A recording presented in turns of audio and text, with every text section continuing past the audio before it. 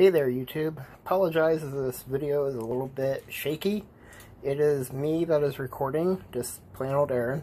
What you're looking at right now is some chicken tenders, to be exact. Doesn't really matter what type of chicken you're looking at, but chicken with a little bit of fat on it. And why do we need chicken fat? Because we're going to be making chicken soup. Chicken soup for a sick family. I'm sick. My wife is sick, and my son is sick. And since all of us are sick, we thought some chicken soup would be a good thing to have tonight. So, first things first, cut up our chicken into smaller pieces. Anything that fits on the size of a spoon is what you want to go into a soup. Since it's just me filming, I'm going to do the chopping off camera, and anything else that requires me to put the phone down, or the camera down.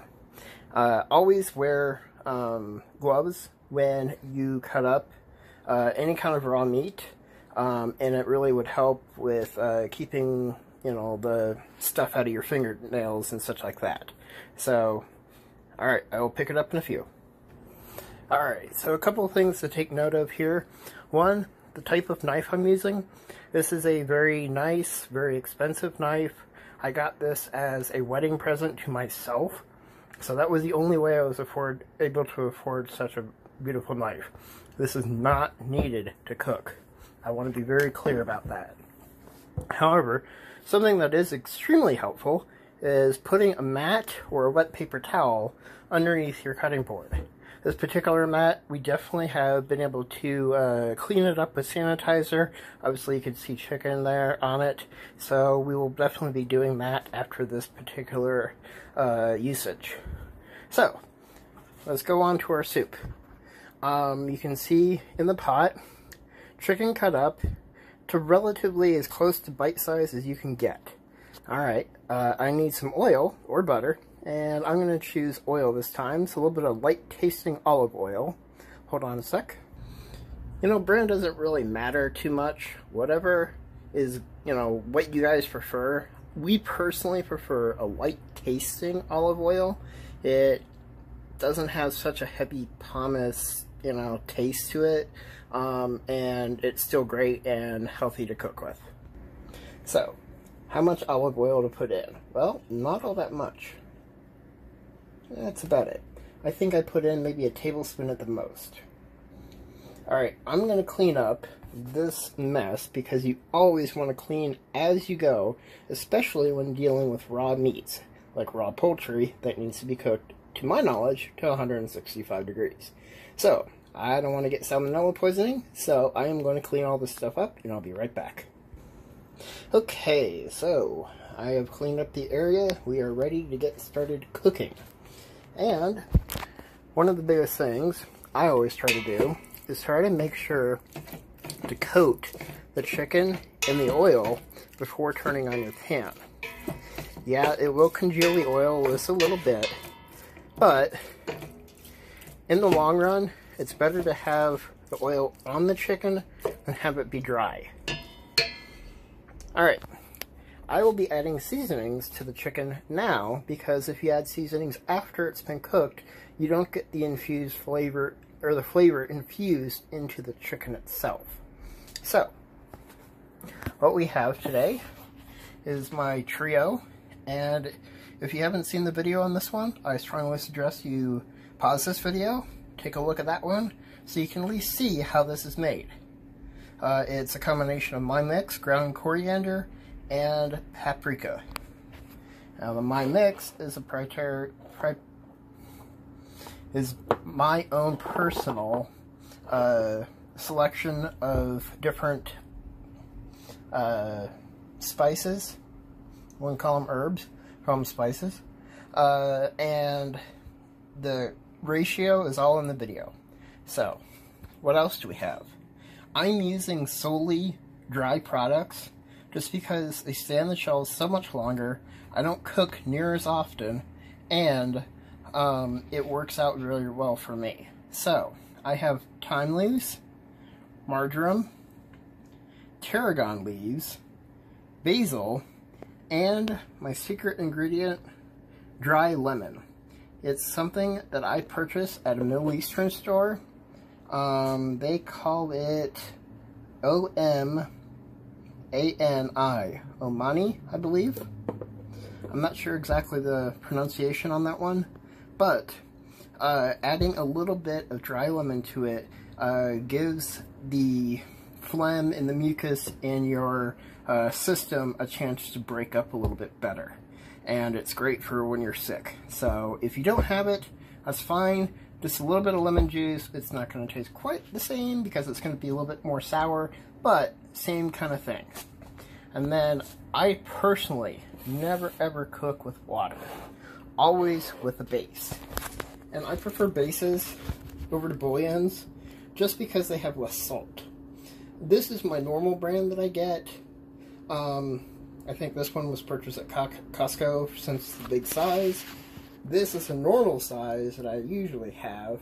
I prefer the organics, however, if you're looking for just better than those salty bouillon cubes, I say go with this. It doesn't need to be the organic. I'll do a combination of chicken and veggie broth to make up my stock for the soup.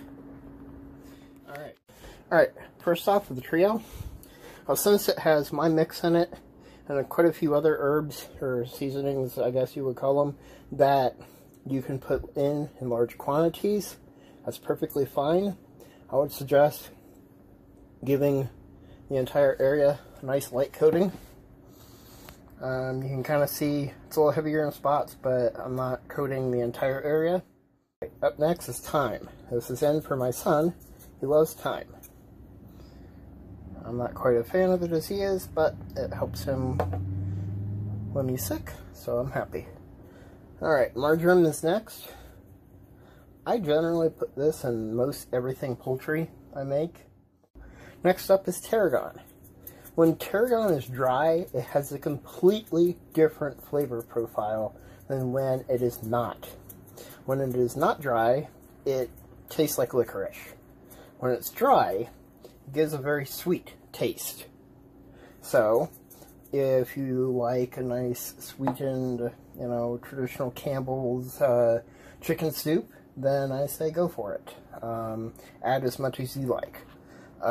Next up, to kind of round off the whole flavor, is basil. And this one, I just shake in, maybe a half a tablespoon at the most. No, not even. A teaspoon. Alright, here's my secret ingredient time. The Omani. Alright, with this, zoom out. So I have a shaker option and a dump option on this. Always use the shaker. Otherwise you will get pieces that are way too big to be going into your mouth. It will taste horrible. So this, you don't need much at all. Just a very light shake.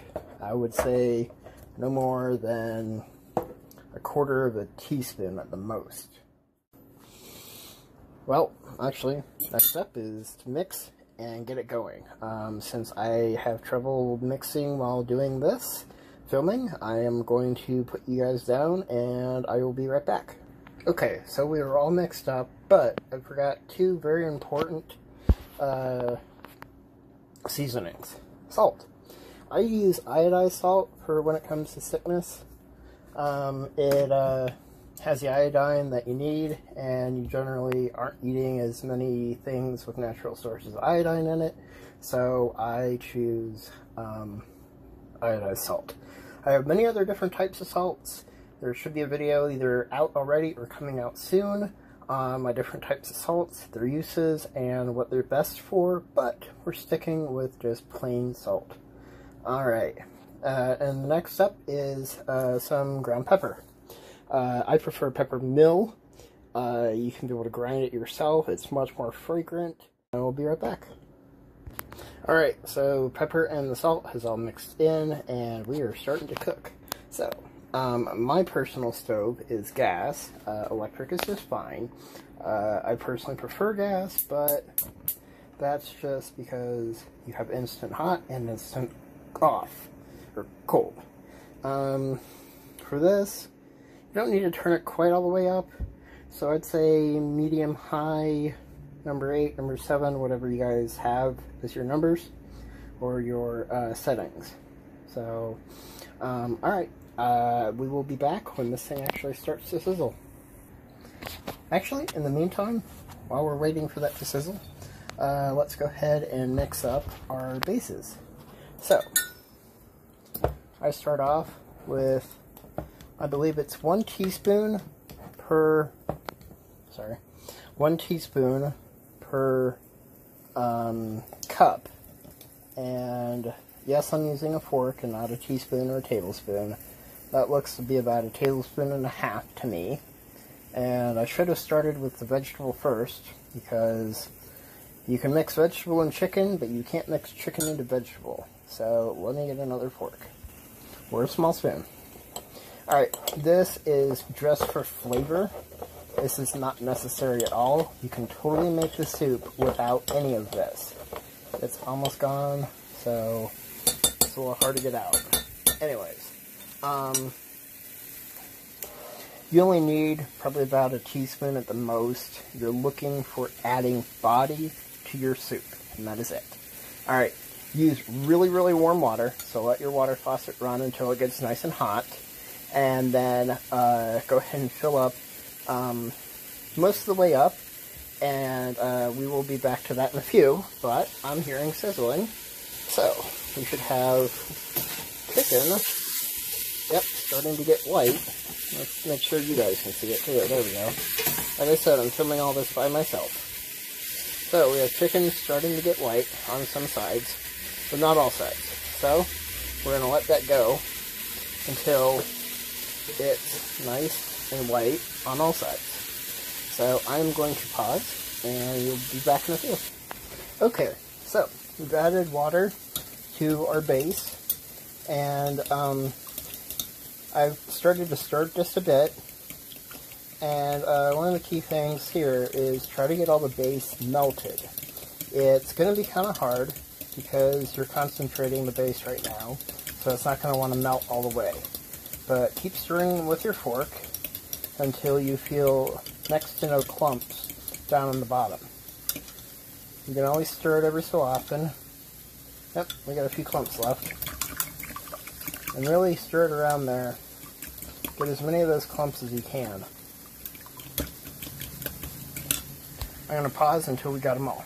Alright, so we have most of them taken care of. Not all of them, but most. And that's okay, because we're going to come back and we're going to refill this container with more water.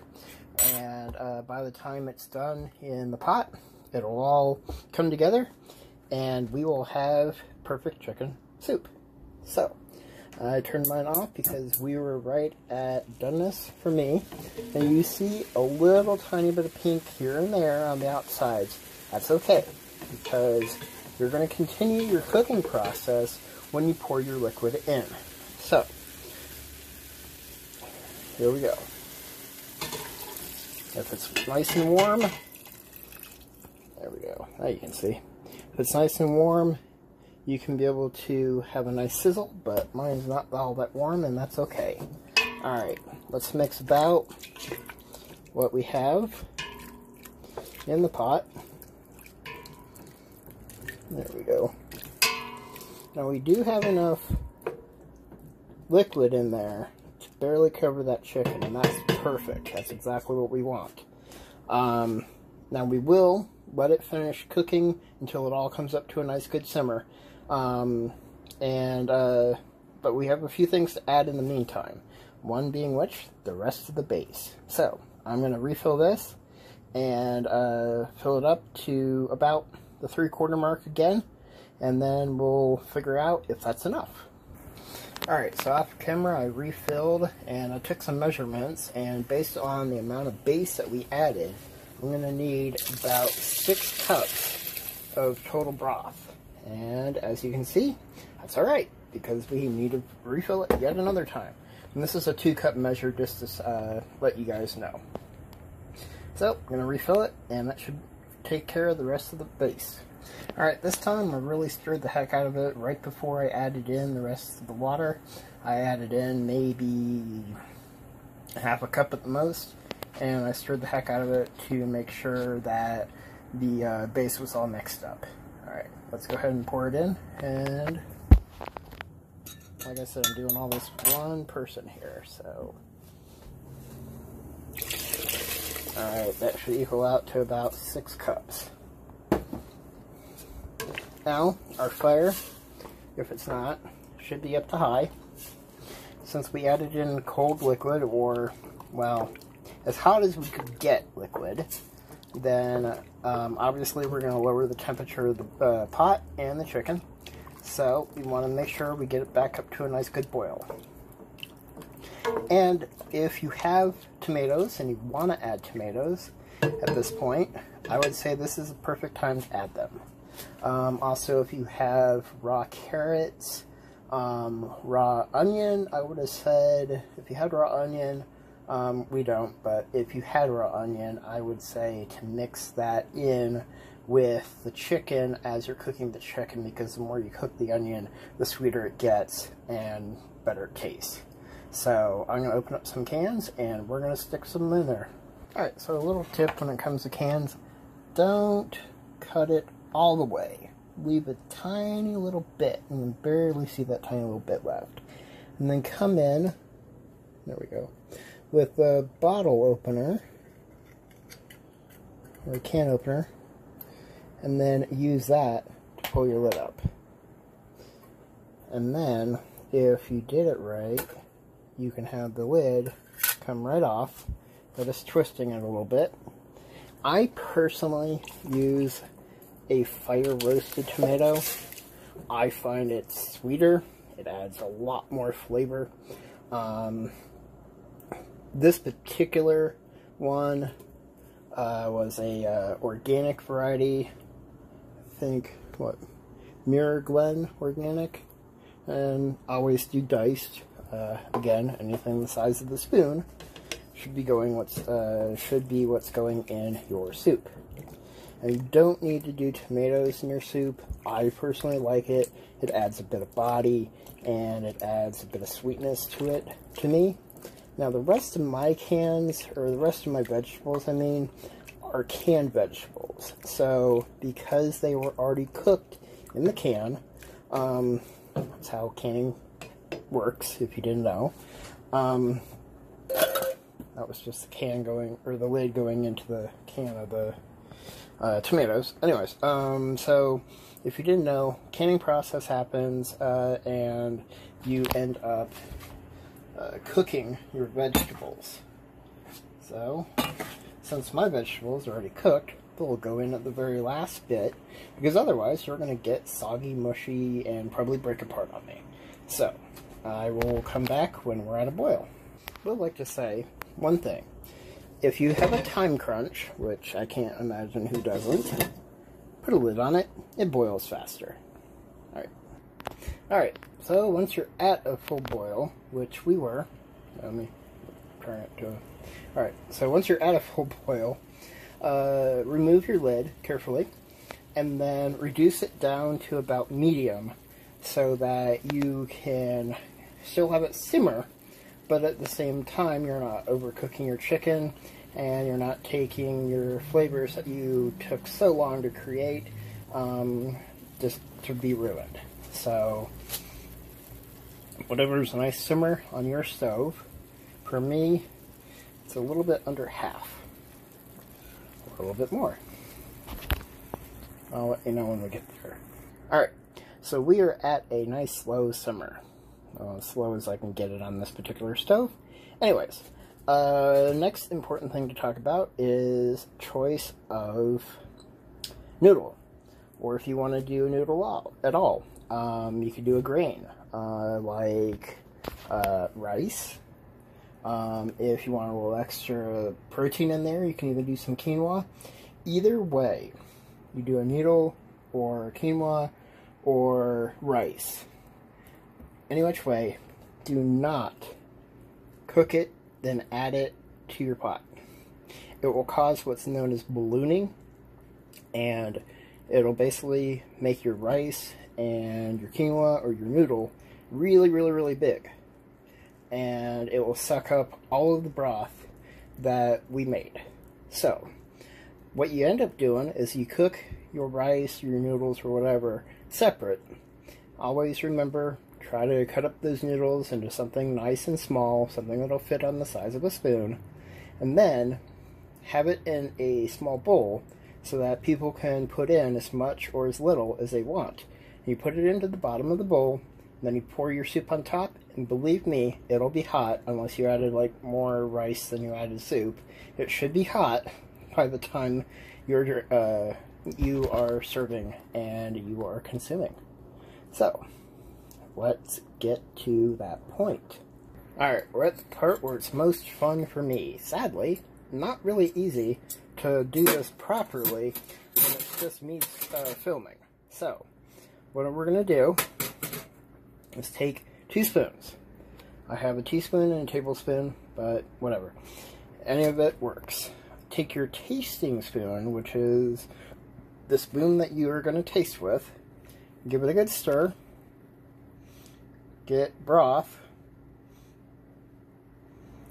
And then let it cool down. Do not try to taste it right out of the pan here, because you will burn.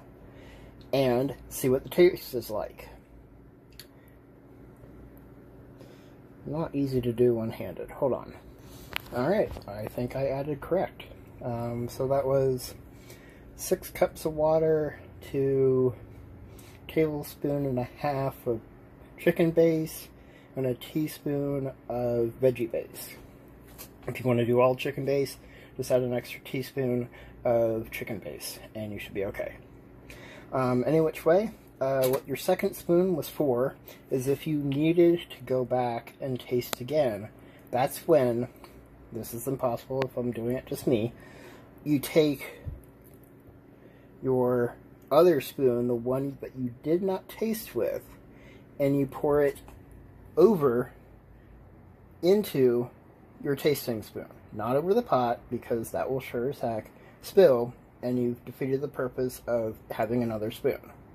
Either way, we managed to get lucky this time, which is great. So, I'm going to add in my canned vegetables. I did drain them of their liquid, because I noticed it wasn't just water in there, so I am draining it of the liquid. And we should be ready to serve. Okay, so we are finally back up at a boil. I had to turn it back up to high to get that boil and obviously put the lid on. But we're at a full boil now, which is great. It means the soup's done. And since we added in the canned vegetables at the end, it did cool it down enough that we had to wait for it to come back up to a boil. I apologize for the noise, if you guys hear that or not. It's a motorcyclist. We live on a fairly busy street. Anyways, we have soup. It's ready. Now it's time for our grain. We personally did quinoa. We were doing this for a salad, and we did not attend the function, so we have quinoa on hand, cooked, of course. It is cold, but I would say no more than a good couple of tablespoons in there, and that's about all you really need quinoa-wise. Like I said, you do not have to go for quinoa. That's just what we had.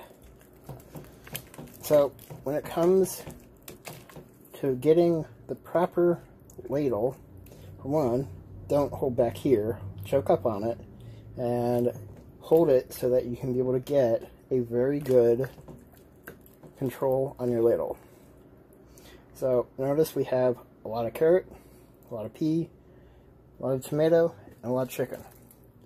And that's exactly what you want to do. Just pour it right in. Now this time we're going to get some more broth. So we come down ever so gently and let it fill up the ladle. Allow it to scrape across the side. That keeps it from dripping as much. And so we're trying to get nearly an equal portion of every ingredient in here. So, there we are. I'd say that's good. Now I'm using an oversized mug, so I don't need to fill it up all the way. And then wait a couple of minutes before you serve, because obviously it's boiling hot, for one. And then most importantly, have your persons who are consuming this stir their soup before they consume it. And that way you can see the quinoa has come up, and then, because the liquid was so hot, it makes it all nice and boiling. So, chicken soup served. Hey there, YouTube. Just like to film a little short outro to this video. One of the main things with cooling down anything that's hot is you definitely want to make sure that you put it into a container that has a large surface area to it. Also, don't fill it up more than halfway. Alright, have fun cooking.